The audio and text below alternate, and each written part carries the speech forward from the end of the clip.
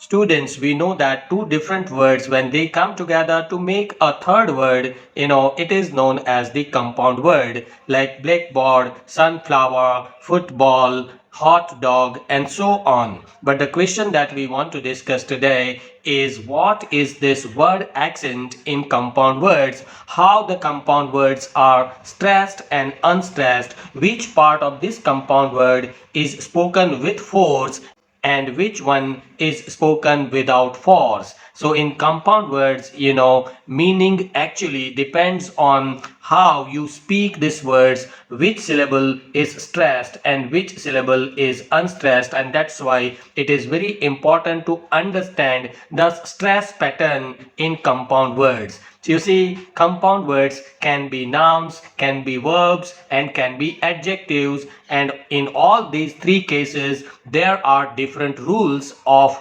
using stress pattern, which helps you to make your sentences meaningful. So first, let's begin with compound nouns. See, a compound noun is made out of two different words, okay?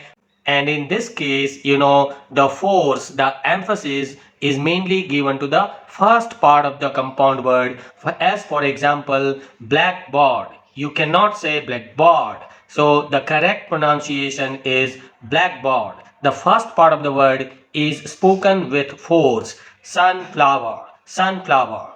Toothbrush. Okay, here these are nouns, these are compound nouns. So remember this rule, that in compound nouns most of the times the first part of the word is stressed and the second part of the word is not stressed. Why? Because the first part of the word describes the second part of the word in most cases, and that's why you have to follow this rule. Now let's try to understand stress pattern in compound adjectives. A compound adjective is made up of two different words to describe the noun. Okay, in compound adjectives, the emphasis is mainly given on the second part of the word. As for example, when you say bad tempered, old fashioned, here the second part, the first part is bad, bad, which is spoken with less emphasis. It is a weak syllable, but tem is the strong syllable. Old is a weak syllable, and fashion fa is the strong syllable. So that's why you have to maintain this rhythm.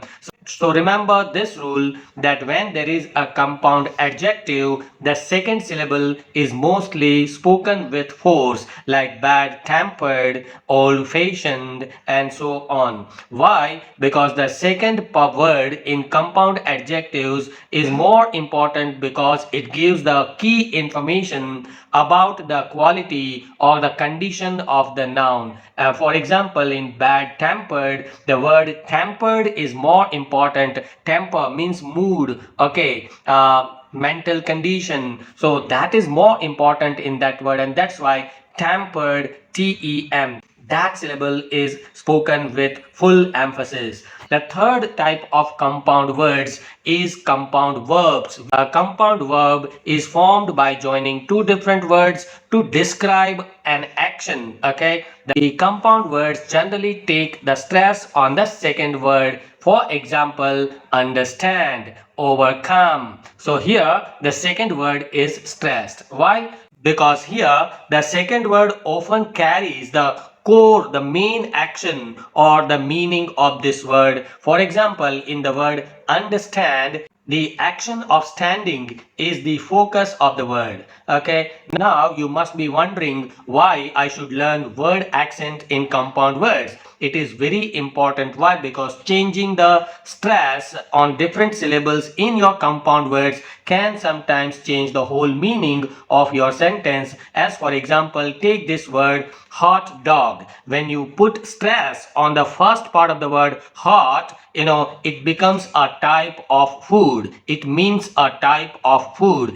Okay, hot dog, it's a type of food. But when you speak the same word with a different accent, like instead of the first word, if you put stress on the second word, hot dog, it means a dog that feels hot. Okay, so the meaning is totally changed. In hot dog, the stress of the first word tells us that it's a compound noun which means a type of food. But when you say hot dog, the stress is given on the second part of the word and it describes a dog that is hot. Okay, so this is how knowing and understanding the use of accent and stress pattern in your language is very important, particularly in compound words. I hope this video is helpful to you. Please do share this among all your classmates and friends. Thank you for watching. Thank you.